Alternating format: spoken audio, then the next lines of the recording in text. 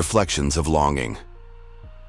There are encounters that transform our existence when we least anticipate them. Instances where attraction surpasses the ordinary and transports us to realms we never could have envisioned.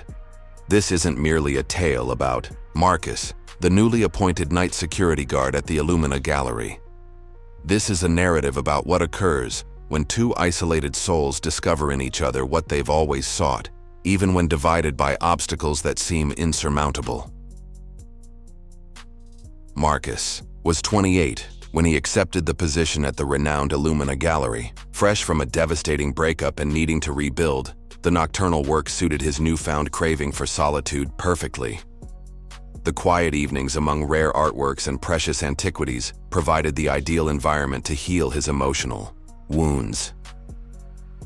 The gallery was celebrated for its collection of historical mirrors, particularly a magnificent Venetian mirror from the 17th century with an elaborate golden frame that held a place of honor in the main hall.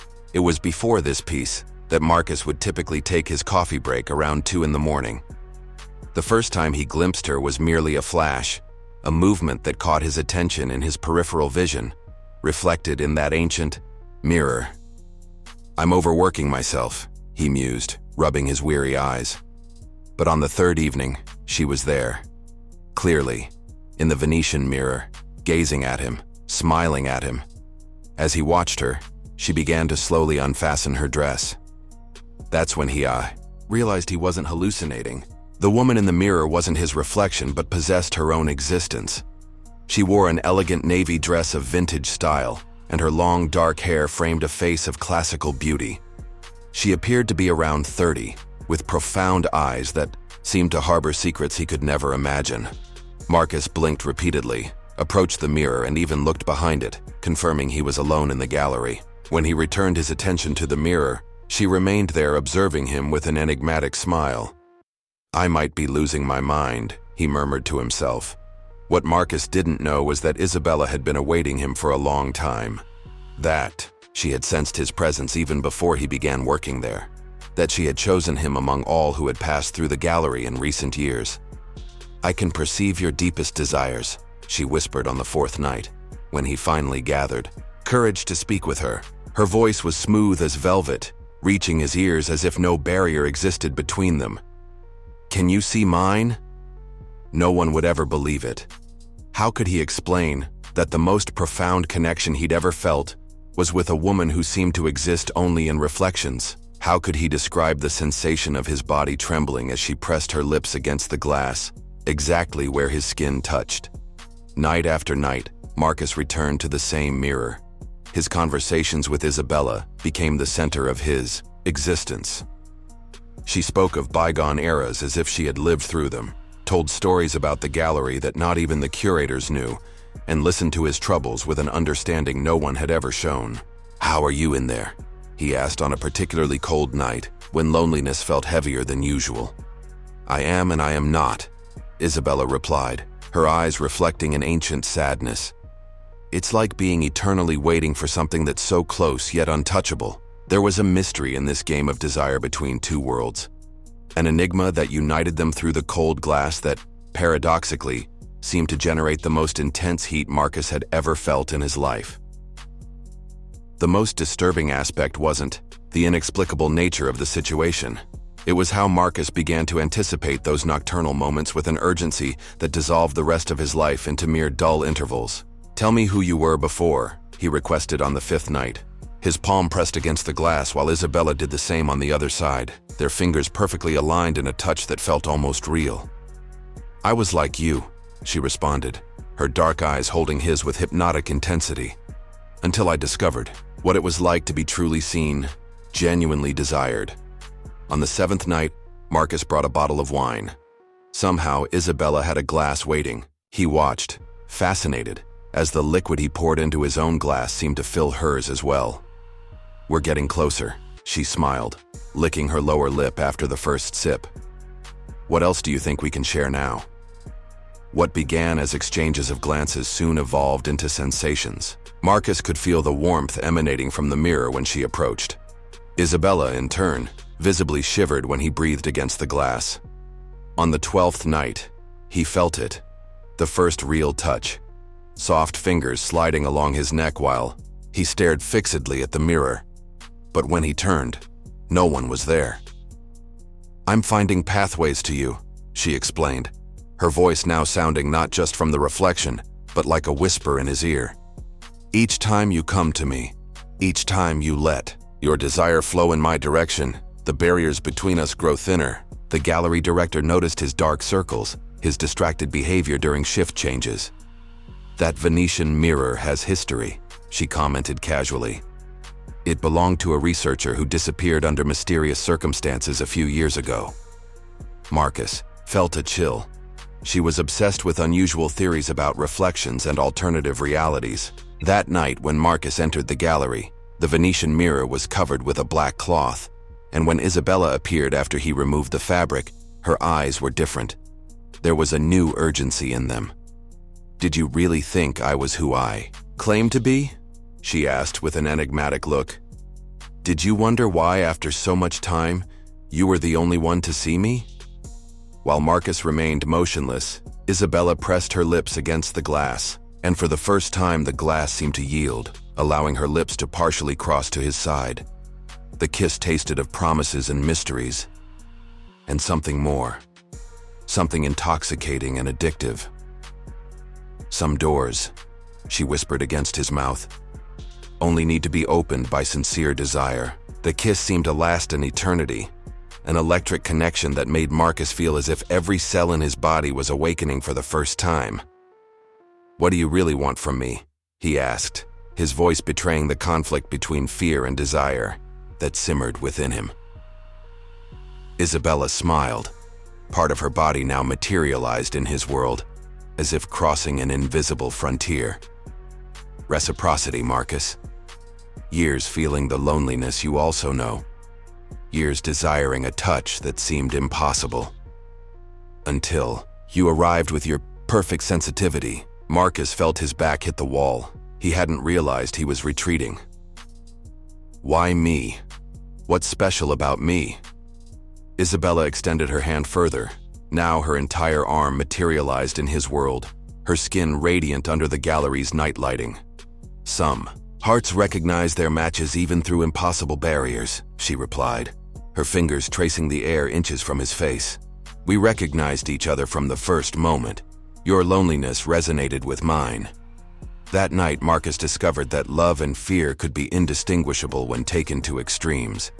Isabella didn't just cross through the mirror, she enveloped him in a dance of seduction that challenged everything he knew. Her body, finally tangible, brought a warmth he had never experienced in any other embrace.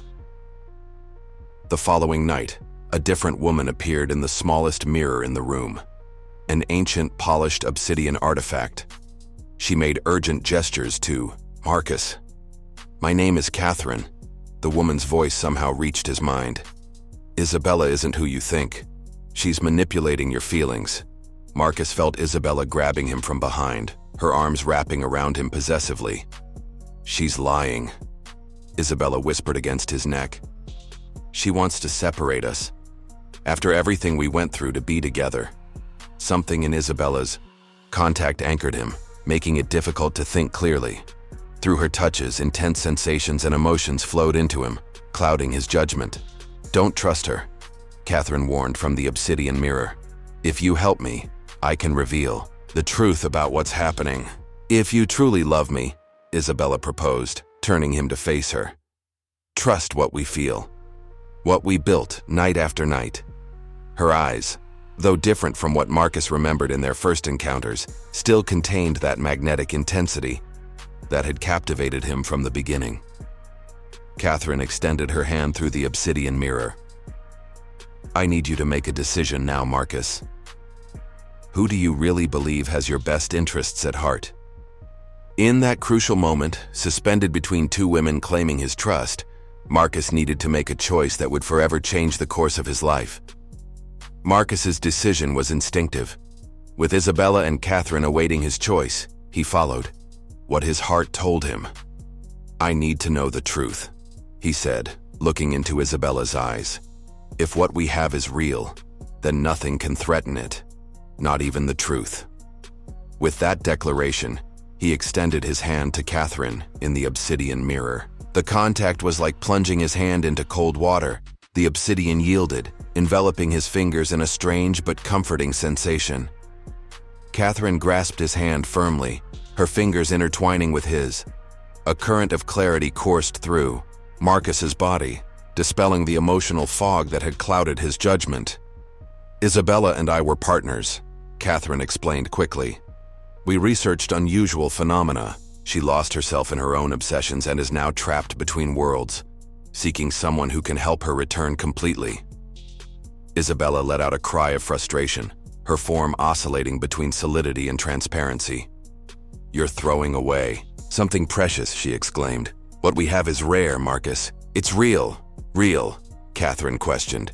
"Show him who you really are, Isabella. Show him what hides behind that face you present." For a moment, Isabella's facade seemed to waver, revealing something different in her eyes. A hunger, a need that went beyond love. Marcus felt his heart breaking. Part of him still yearned to believe in Isabella, in the bond they had formed night after night. But now he could see clearly.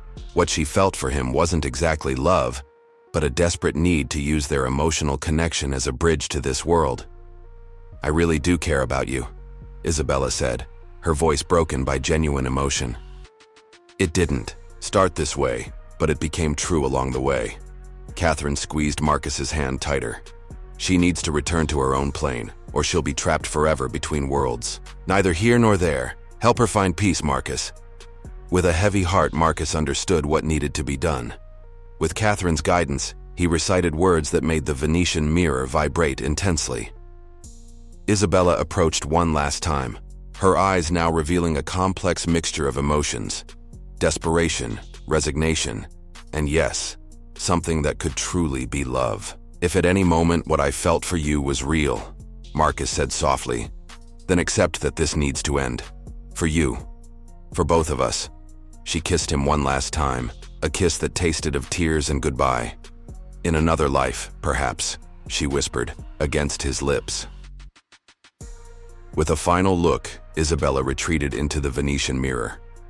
Her form glowed intensely for a moment before dissolving into light, leaving only the normal reflection of Marcus and Catherine on the mirrored surface.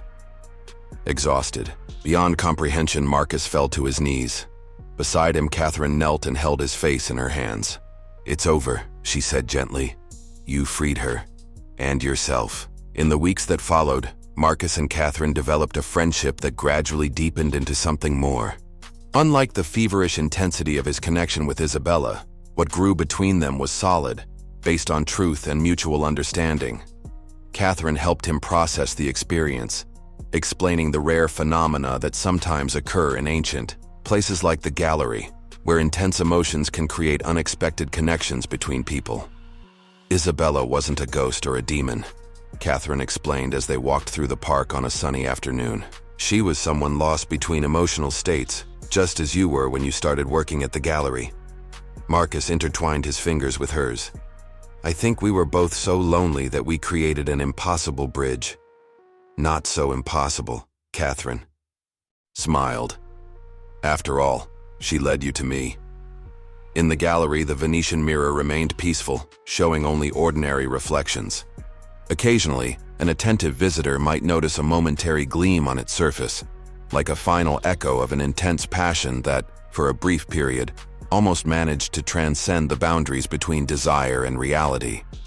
Marcus still visited the mirror sometimes, no longer out of longing or obsession, but in silent gratitude. For it was through that distorted reflection of love that he finally found clarity to recognize the true one. "Some reflections show us what we desire," Catherine said once, watching him contemplate the mirror. "Others show us who we really are." Marcus smiled, turning to embrace her. "And some," he replied, "show us the path to what we truly need." If you enjoyed this story, please subscribe to our channel and leave a comment below sharing your thoughts about this tale of love, mystery, and self-discovery. What did you think of Marcus's journey? Have you ever experienced a connection that seemed to transcend the ordinary? We'd love to hear your perspective on this supernatural romance.